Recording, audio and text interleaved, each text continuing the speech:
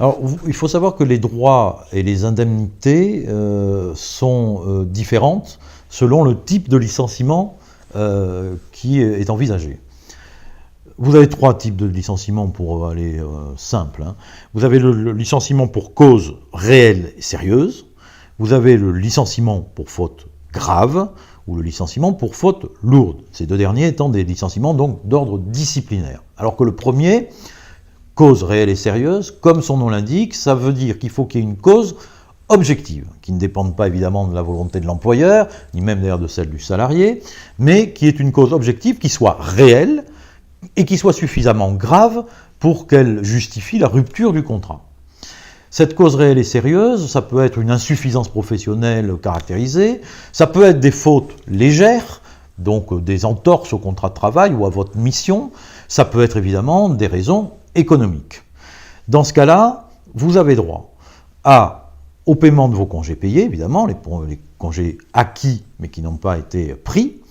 Vous avez droit à l'indemnité de préavis, si on ne vous fait pas exécuter le préavis. Donc ça peut être, pour un cadre, c'est souvent 3 mois, ça peut être 2 mois, 1 mois. Et puis vous avez droit, si vous avez plus d'1 an d'ancienneté, à ce qu'on appelle l'indemnité conventionnelle de licenciement, c'est-à-dire c'est une indemnité qui est prévue par la convention collective. Et elle est déterminée en fonction de votre ancienneté. Généralement, quand on a 1 an d'ancienneté, elle ne va pas très haut.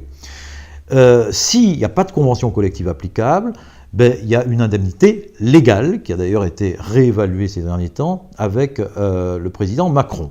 Voilà les indemnités auxquelles vous avez droit en cas de licenciement pour cause réelle et sérieuse.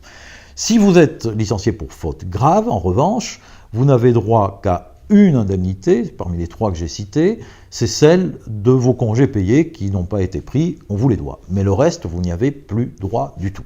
C'est ce qu'on appelle un licenciement sec. Et puis il y a encore plus sec que le licenciement pour faute grave, il y a le licenciement pour faute lourde.